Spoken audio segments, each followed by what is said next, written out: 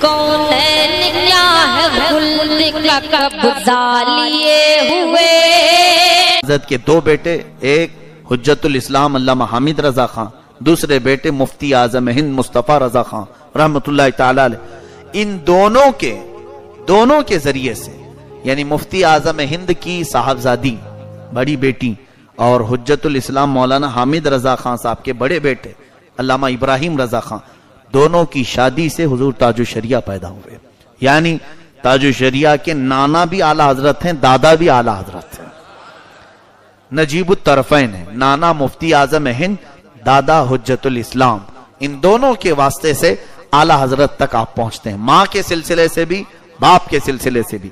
گھر میں آپ کی عمر جب 4 سال 4 مہینے 4 دن کی تھی، بریلی میں یہ رسم بسم اللہ خانی اعلیٰ حضرت کے خاندان میں بڑی مشہور ہے.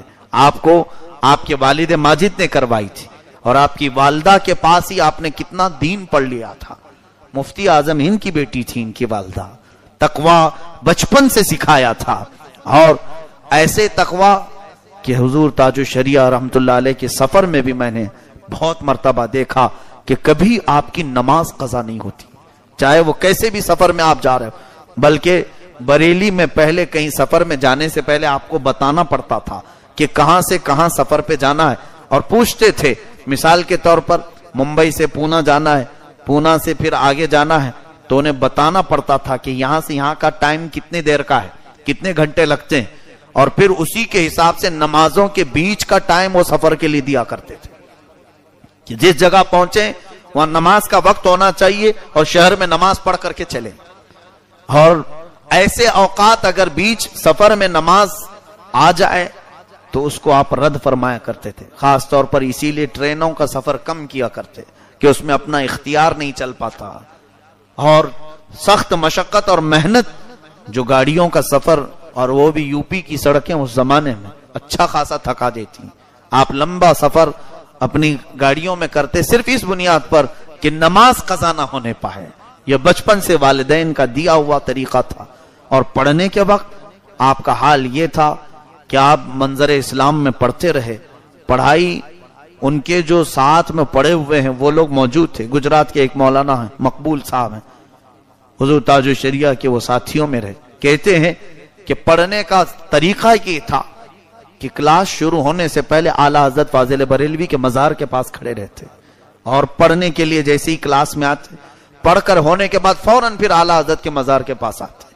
ان سے روز پوچھتا میں کہ آپ جانے کے وقت بھی آنے کے وقت بھی کیا کہتے ہیں؟ فرماتے کہ امام علم و فن یہ ہیں اعلیٰ حضرت، یہ امام علم و فن ہے، تو جو پڑھتا ہوں کلاس میں وہ ان کو سنا کر کے آ جاتا ہوں تاکہ محفوظ ہو جائے، اور اگر کچھ غلط ہو تو یہاں سے مجھے اشارہ ہو جائے. یہ ان کے بچپن کا اور پڑھائی کے زمانہ میں بتا رہا ہوں. پھر جب آپ یہاں کا علم جو درس نظامیہ وغیرہ ہوتا ہے ختم کر کے مصر گئے، 1963 کی بات ہے. مصر جب تشریف لائے تو 3 سال آپ وہاں پر رہے. وہ کیسے رہے آپ کو میں بتاؤں. 3 سال تک 1963 سے 1966 تک تقریباً آپ وہاں پر تھے. 40 سال کے بعد جب حضرت کے پاس میں قریب رہا، آپ نے خود مجھے بتایا تھا اپنے پڑھنے کے زمانے کی باتیں کہ اس وقت کھانا بنانا پڑتا تھا، بنا کر کے کھاتے تھے. فرماتے ہیں کبھی پکی سبزی کھائی نہیں ہم نے، کتاب کھول کر بیٹھتے تھے اور ادھر سالن پکتا رہتا تھا، اور کبھی تو جل جاتی تھی سبزی اور کبھی جلدی اٹھا لیتے تو کچی رہ جاتی تھی. 3 سال ایسے ہی نکلے، اور ہم صرف اس بنیاد پر کہ کھانے کے لیے نہیں گئے تھے، کتابوں سے اتنی غذا مل جاتی تھی کہ اس کھانے کی کبھی شکایت بھی نہیں کی. یہ بھی بات یاد رکھیں کہ حضور تاج الشریعہ ایک بڑے خاندان سے تعلق رکھتے ہیں، یعنی دینی خاندان تو ہے ہی. اعلیٰ حضرت اپنے زمانے کے بہت بڑے رئیس تھے، زمیندار بھی تھے. بے حساب زمینیں اعلیٰ حضرت کی آج بھی موجود ہیں، پورے کا پورا گاؤں ان کی زمینوں کا ہے. لیکن کبھی بھی وہ مال کا غرور نہیں آیا. پڑھنے کے زمانے میں کہتے ہیں کچی سبزی کھاتے یا پھر جل جاتی سبزی. ایسے 3 سال گزرے، اور ایک وقت سنا ہم نے کہ یہاں سے ہندوستان میں اس زمانے میں جو حکومتیں چل رہی تھیں کانگریس کے دور میں، غالباً یہاں کی कांग्रेस की लेडी वहां पहुंची थी, और जब वहां पर पहुंचने के बाद हिंदुस्तान के तलबा स्टूडेंट्स कौन कौन हैं, जाहिर सी बात है हमारे मुल्क के भी यहां पढ़ रहे हैं, तो बताया गया कि हाँ हैं यहां पर कुछ तलबा हैं। हजरत के साथ जो इंडियन स्टूडेंट्स थे वहां पर बताया गया कि तुम्हारे मुल्क की एक बड़ी लीडर आई हुई कांग्रेस की, वो आई हुई है और बुलाया जा रहा है। हमारे साथ भी ऐसा हुआ है कि जब कोई मुल्क का प्रेसिडेंट आता था तो जामिया अजहर में जो पढ़ने वाले स्टूडेंट हैं इनको पेश किया जाता था कि ये इंडिया के हैं, ये फलां जगह के हैं। तो इसी तरह हजरत को जब खबर दी गई कि एक लेडी आई हुई है, तो जाहिर सी बात है दूसरे जब पढ़ने के जमाने में दौड़े दौड़े भागते थे कि देख कर क्या है हमारे मुल्क के या तो प्राइम मिनिस्टर या जो भी मिनिस्टर आए हों। हजरत ने पढ़ने के जमाने में इनकार फरमा दिया। पहली बात तो वो काफिरा है, दूसरी बात तो गैर महरम है, मैं हरगिज नहीं जाऊंगा। ये उस जमाने आप तन्हा थे जो इनकार किए, दूसरे मिलने के लिए अगर से चले गए हों, नहीं गए। हालांकि उस जमाने की कोई बात आपको कौन क्या कह सकता था, पढ़ने का जमाना था, मिल लिए तो क्या है, नहीं, ये तकवा उनके घर की विरासत में मिला है। इसी तरह से मैं 40 साल के बाद हजरत के साथ मिस्र के दौरे में साथ रहा। 2009 में हजरत तशरीफ लाए थे मिस्र, जब मैं वहां पढ़ रहा था। और ये एक आपको इसलिए मैं बता रहा हूं कि लोगों को ये ना लगे कि सुनी सुनी बातें कर रहा हूं। पहले मैं अपनी हैसियत आपको बता दूं। अल्हम्दुलिल्लाह मेरे तालीम का अक्सर हिस्सा जो मैंने मुफ्ती कोर्स किया है वो हुजूर ताजुश शरिया के पास ही किया है, और अल्हम्दुलिल्लाह रोजाना किताब आपके पास पढ़ने का मुझे शरफ हासिल होता। वो पूरी रिकॉर्ड मेरे पास मौजूद है। मेरे वो खास उस्ताद रहे हैं, मेरी तरबियत फरमाए हैं। और इतना ही नहीं, जामिया अजहर जाने की जब मेरी बात आई थी, जामियतुर रजा का इल्हाक जब हुआ था जामियतुर रजा का जामिया अजहर से, तो पहली बैच जो बरेली से जाने वाली थी उसमें सिर्फ सिंगल मेरा नाम आया था, सिर्फ मेरा अकेले का नाम है, वो भी हजरत की दुआ से। अल्हम्दुलिल्लाह 1-2-1.5 साल मुफ्ती कोर्स का होने के बाद मेरा सिलेक्शन लेटर वहां से आया। तो अभी मेरी दस्तार बंदी नहीं हुई थी, यानी मुफ्ती कोर्स की जो अमामा बांधा जाता है वो उर्से रजवी में, उससे पहले ही मेरा सिलेक्शन लेटर आ गया, जाना था। पूछा मैंने हजरत से क्या करूं, कहा आप निकल जाओ। एक चाह भी तो रहती है कि इतने दिन पढ़े और मेरे दस्तार नहीं हुई। मुझे भी ये ख्वाहिश थी कि जलसे में उर्से आला हजरत के बाद चला जाता तो अच्छा होता, लेकिन वहां वक्त नहीं था, अगर लेट करते तो सिलेक्शन खत्म हो जाता। तो हजरत ने फरमाया कि नहीं जाओ तैयारी करो। तो मैं बादिले नाखास्ता जामिया में आया, अपना सामान वगैरह उठाया, तैयारी कर रहा था। उसी वक्त मुझे खबर दी गई कि हजरत मदरसे में आ रहे हैं, जोहर के बाद मदरसे आने वाले। उसी दिन मुझे निकलना था बरेली शरीफ से, मेरे सब असातिज़ा से साथियों से मिलकर सुना कि हजरत आ रहे हैं अचानक। तो हजरत के आने के वक्त सारे तलबा जितने भी हैं वो मस्जिद में जमा हो जाते थे। तकरीबन 700-800 के करीब वहां पर तलबा पढ़ते थे बरेली शरीफ में। तो सारे असातिज़ा सब जमा हुए, तो आने की खबर पूछी गई। दोपहर में हजरत तशरीफ लाए हैं, उनके साहबजादे अल्लामा असजद रजा साहब भी साथ में थे। तो बताया हजरत ने कि हमारे जामिया का एक बच्चा जामिया अजहर जा रहा है, मैं उसके लिए आया हूं। मेरे लिए हजरत तशरीफ लाए थे, और आने के बाद हजरत ने बयान फरमाया, मेरे दिल में जो ख्वाहिश थी कि मेरी दस्तार के बाद जाता तो अच्छा होता, अपने साथ अपना एक अमामा लेके आए थे, एक अत्तर की बोतल और एक दस्ती, ये चीजें मुझे दी और सबके सामने मेरे सर पर बांधा। ये होता है रोशन जमीर पीर, जो दिलों के हालात से खबर रखता है। आपने फरमाया अब तुम मायूस ना हो, तुम्हारी दस्तार मैंने कर दी है। यह हजरत ने बयान में फरमाया था, बयान फरमाया और नसीहत भी की थी। जाने के बाद वहां कैसे रहना चाहिए, वहां कैसे रहना, उस पर एक आधा घंटा नसीहत फरमाई कि लोगों से मेल जोल ज्यादा ना रखो, इल्म के लिए जा रहे हो, घूमने फिरने से ताल्लुक नहीं रहना चाहिए, तालिबे इल्म को ये सब चीजें जहर हैं। आपने कई अरबी की इबारतें पढ़कर नसीहत फरमाई, फिर वहां से चल पड़ा। मिस्र जाने के बाद अक्सर ऐसा होता कि हजरत से मेरे ताल्लुकात कायम थे अल्हम्दुलिल्लाह। किताबों को हजरत बहुत पसंद फरमाते थे, عربی کی کتابیں وہ مصر سے خرید کر بریلی لانے کا کام میرا ہی تھا. تو کئی کتابیں میں وہاں سے لے کر کے آتا. پھر ایک بار پلان یہ بنا کہ حضرت مصر تشریف لائیں. وہاں پر مصر میں سنی علماء کے دماغ میں کچھ لوگوں نے یہ خرافات ڈال دی تھی کہ بریلوی ایک نیا فرقہ ہے, اس کو ختم کرنا ضروری تھا. اس کے لیے ہم نے حضرت کو وہاں بلایا تھا. حضرت تشریف لائے اپنے چند مریدین کے ساتھ. وہ سارا انتظام میرے ذمہ تھا. الحمدللہ حضرت کے قیام کا, حضرت کے ساری چیزوں کا میں منتظم تھا. میرے اپنے پیسوں سے نہیں, حضرت کے ہی پیسوں سے.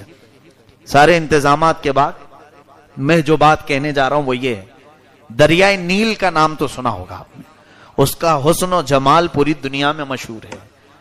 ہاں, اس کی رنگینی, اس کی رانائی. دریائے نیل عیاشی کے لیے بھی مشہور ہے آج تک, آج بھی. اس میں کشتیاں جو ہے سجا کر کے ایسے ڈانس ہوتے ہیں, رقص ہوتے ہیں, ساری اور بھی بہت ساری چیزیں. دریائے نیل دیکھنے کے لیے لوگ دور دور سے آتے ہیں. ہم جہاں رہتے تھے جس ہاسٹل میں, وہاں سے دریائے نیل صرف 15 منٹ کا راستہ ہے مصر میں. اور بہت دنیا کی سب سے بڑی لمبی دریا کا نام, ندی کا نام ہے دریائے نیل. حضرت بھی اسی ہاسٹل میں 3 سال گزار کر گئے, اور جب 40 سال کے بعد آئے تھے یعنی 2009 میں, حضرت کی بصارت, آنکھوں کو کمزوری لاحق تھی, دیکھ نہیں پاتے تھے. تو کار میں بیٹھے ہوئے ہم گزر رہے تھے, دریائے نیل کا برج آیا. تو میں نے عرض کیا کہ حضرت ہم دریائے نیل کے اوپر سے گزر رہے ہیں. چلتے چلتے ہم بتا دیتے کہ ابھی قریب میں یہ چیز آئی, وہ چیز آئی. تو حضرت کو ہم نے بتایا کہ یہ دریائے نیل کے اوپر سے ہم گزر رہے ہیں. تو مسکرانے لگے اور فرماتے ہیں میرے پڑھنے کے زمانے میں جب میں یہاں تھا 3 سال رہا, کبھی مجھے آنے کا اتفاق ہی نہیں ہوا, کبھی دریائے نیل دیکھا نہیں. میں آج آپ کو بتاؤں, یہاں انڈیا سے پڑھنے کے لیے جتنے بھی جاتے ہیں, ابھی داخلہ نہیں ہوا ہوتا ہے, وہ دریائے نیل دیکھنے پہلے جاتے ہیں. ایڈمیشن بعد میں ہوتا ہے, وہ نیل دیکھنے پہلے جاتے ہیں. پیرامڈز پہلے دیکھنا ہے, الیگزینڈریا پہلے دیکھنا ہے. سب جانے والوں کا یہ حال ہے. حضرت فرما رہے ہیں 3 سال میں رہا جامعہ ازہر میں, کتنا مشکل سے 15 منٹ کا راستہ ہے, 15 منٹ کا راستہ ہے. فرماتے کبھی میں دریائے نیل دیکھا ہی نہیں, اور اب 40 سال کے بعد آیا ہوں, تم لوگ اس کے اوپر سے گزار رہے ہو, اب میری آنکھیں ہی نہیں. یہ متقی کی زندگی ہوتی ہے جس کے سامنے دنیا کی خوبصورتی پھیکی ہے. حقیقت بات تو یہ ہے, جن نظروں میں جمال مصطفیٰ بسا ہو اسے دنیا کی خوبصورتی کبھی اپنی طرف دعوت دے ہی نہیں پائے گی. یہ ان بزرگوں کی زندگی. حضور تاج الشریعہ دام ظلہ العالی, آپ کا سایہ ہم سب پر ہمیشہ قائم و دائم رہے.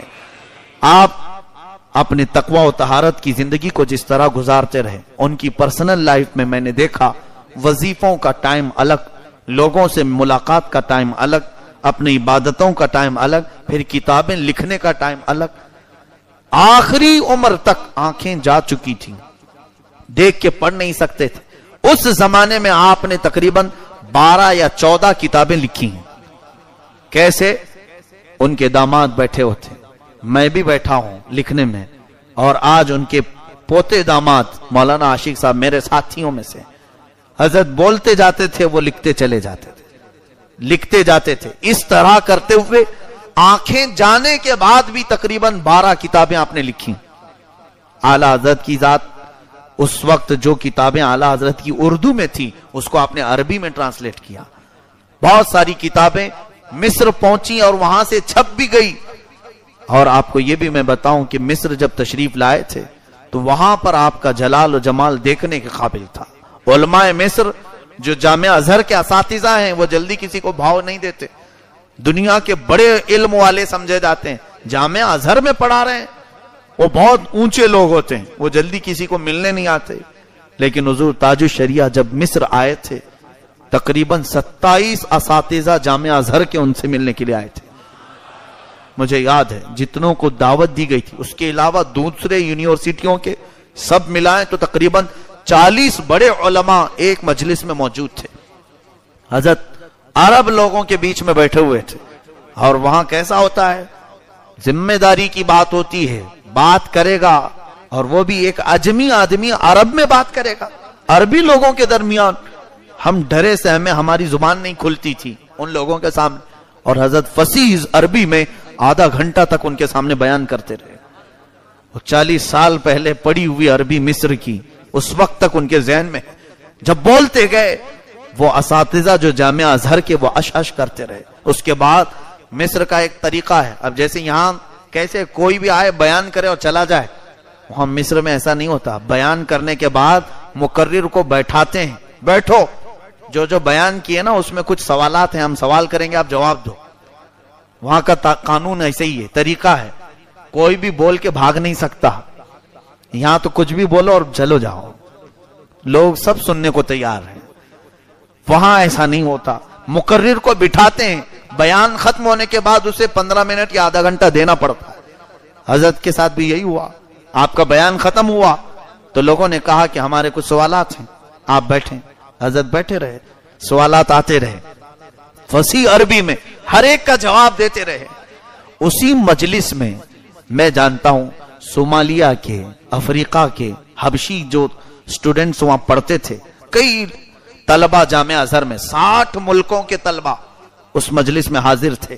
انڈونیشیا کے، ملیشیا کے، یوکرین کے، انگلینڈ کے، بہت ساری جگہوں کے جو سٹوڈنٹ بیٹھے تھے، سبوں نے حضرت کے ہاتھ پر بیعت کی.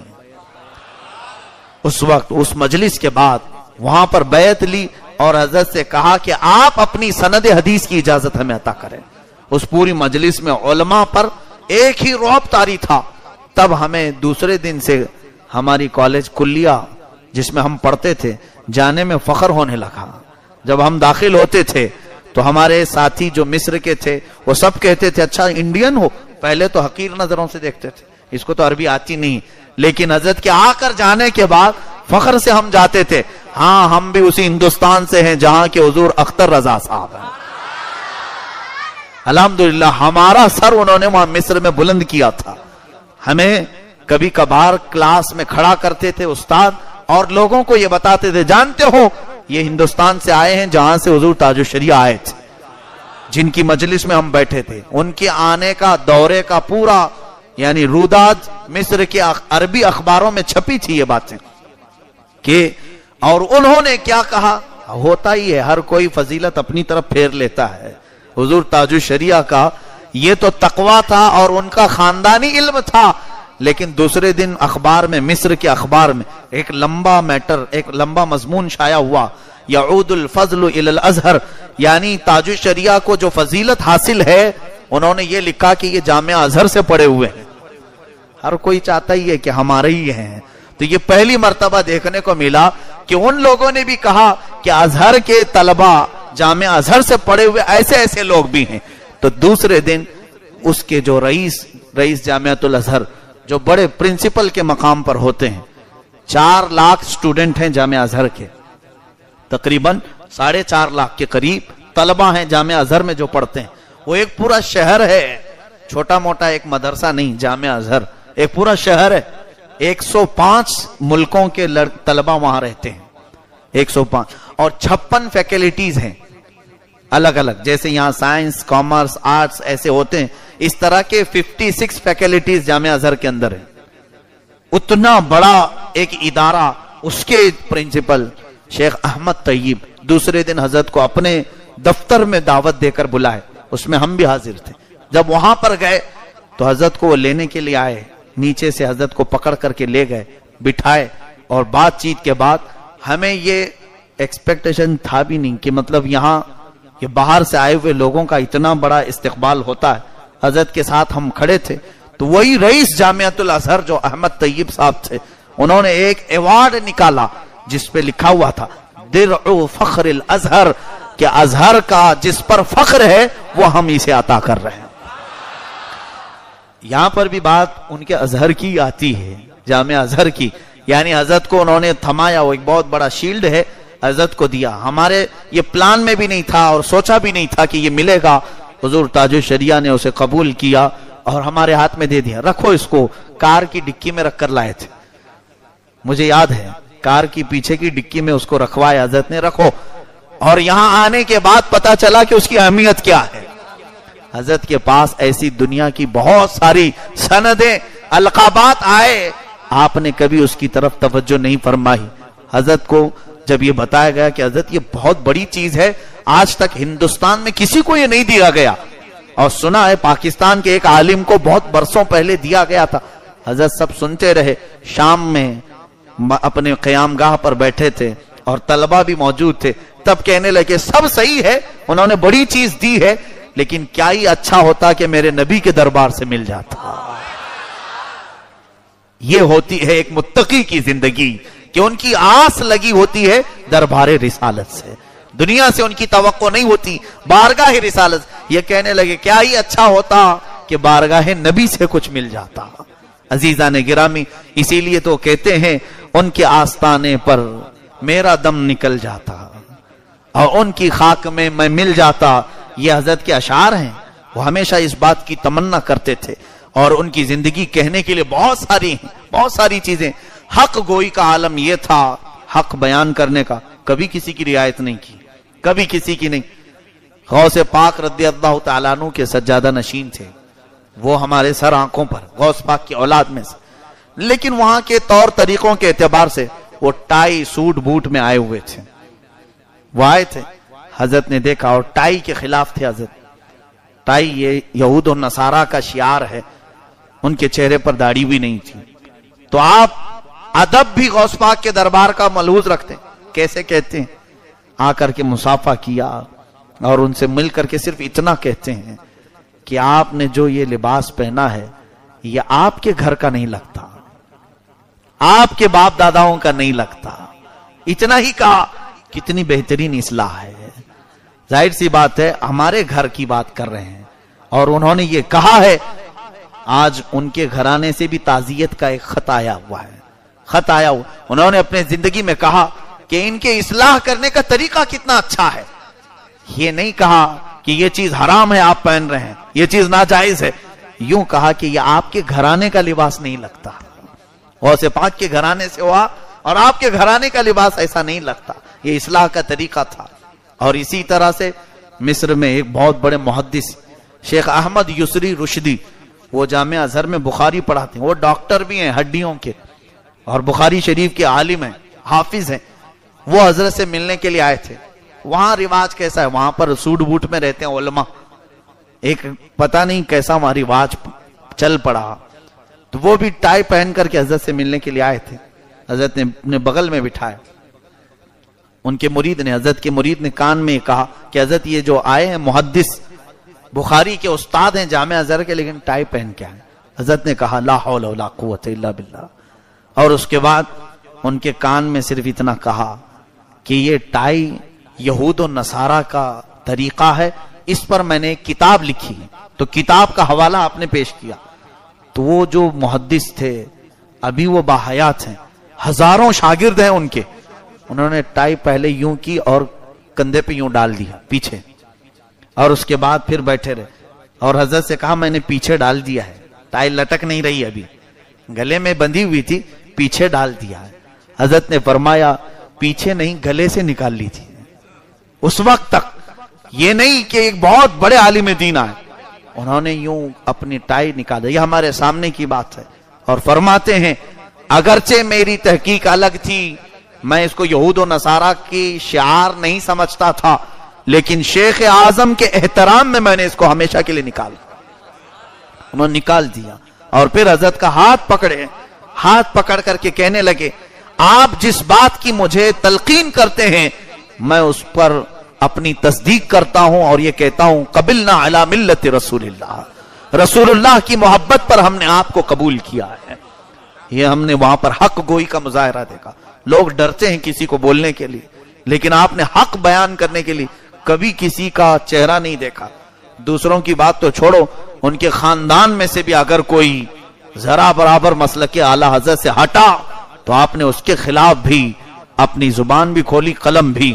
ان کے خاندان میں ایک صاحب ایسے بھی نکلے جو اتحاد ملت بنائے ہیں, دیوبندیوں سے وہابیوں سے. اعلی حضرت کا خون ہو ہی نہیں سکتا اس طرح سے کرے.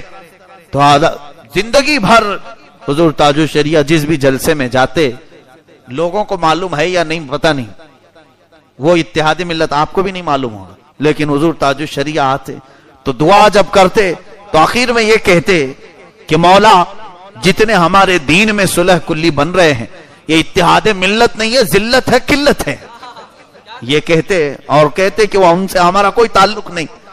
ان کے خاندان کا فرد بھی اگر ہٹ گیا ہوتا تو اس کے متعلق بھی وہی تلوار چلتی، ایسے نہیں کہ گھر والا ہے اس کو اندر رکھ لیں. یہ اہل اللہ کی علامت ہوتی ہے. حق بولنے والے حضور صلی اللہ علیہ وسلم کے سچے نائب ایسے دنیا میں بہت کم آتے ہیں، بہت کم آتے ہیں. ان کے وظیفوں کا حال یہ تھا، عمر ان کی 70 کے اوپر جا چکی تھی تب انہوں نے حفظ قرآن شروع کیا تھا. قرآن کے حافظ نہیں تھے، 70 سال کی عمر کے بعد قرآن حفظ کر رہے تھے. میرے سامنے 15 پارے کر چکے تھے، روز یاد کرتے تھے اور سناتے تھے. یہاں لوگوں کو کل واللہ یاد نہیں ہو رہا ہے اور جوانی میں سوچتے ہیں اب تو عمر ڈھل گئی. 70 سال کی عمر میں وہ قرآن کا حفظ شروع کیے تھے. یہ سب کے لیے ایک ایسا آئیڈیل وہ بن کر کے گئے ہیں. لوگوں دین سیکھنے اور حاصل کرنے کی کوئی عمر ہی نہیں ہوتی، آپ قبر میں جانے تک بھی حاصل کرتے رہو. اور وہ بھی حفظ پڑھنے والے ایک بچے کو بلا کر کے سناتے تھے، سنو میرا پورا قرآن. وہ لڑکا سنتا تھا، روز سنتا تھا. جب ہم پڑھنے کے زمانے میں تھے حضرت حفظ کر رہے تھے. یہ 70 سال کے بعد لوگ سوچیں گے اب شرم ہے. کس بات کی شرم ہے؟ دین سیکھنے کے لیے. عزیزان گرامی، وہ تاج الشریعہ رحمت اللہ علیہ کی ذات ہمہ جہت تھی، بہت سارے خصوصیات کی حامل تھی، بہت ساری چیزیں خوبیاں ان کے اندر اللہ نے جمع کی تھی. طریقت، معرفت اور شریعت، یہ تمام چیزوں کے وہ سنگم تھے. اور تقریباً پوری دنیا میں 2 کروڑ سے زیادہ ان کے مریدین پائے جاتے ہیں.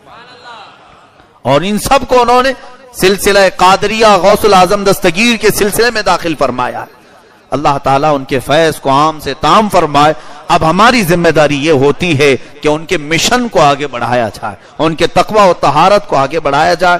اور لوگوں کو وہ دعوت دے کر کے گئے ہیں کہ ہمارے لیے اگر کامیابی کی کوئی چیز ہے تو وہ مسلک اعلی حضرت پر قائم ہونا ہے. اور یہ کوئی نیا مسلک نہیں، وہی صحابہ کا دین، وہی تابعین کا دین، وہی ائمہ مجتہدین کا دین، غوث پاک اور غریب نواز کا جو دین لائے دنیا میں، اسی کا نام مسلک اعلی حضرت ہے. اور جب بھی کوئی مجدد پیدا ہوگا دین کو اس کے نام سے منسوب کرنے میں کوئی حرج نہیں. اللہ تعالی ہم سب کو زندگی اسی دین متین پر قائم رکھے. اہل